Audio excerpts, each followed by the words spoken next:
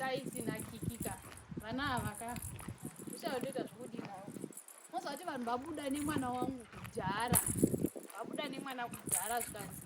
kusvika parodhi nemwana ava handichavaoni kuti ndichazva kuti vaende nemwana ava izvezvizvi mazamu azara mukaka ndipe mwana wangu mukaka handivaoni nditi varasika kuti titi vafamba sei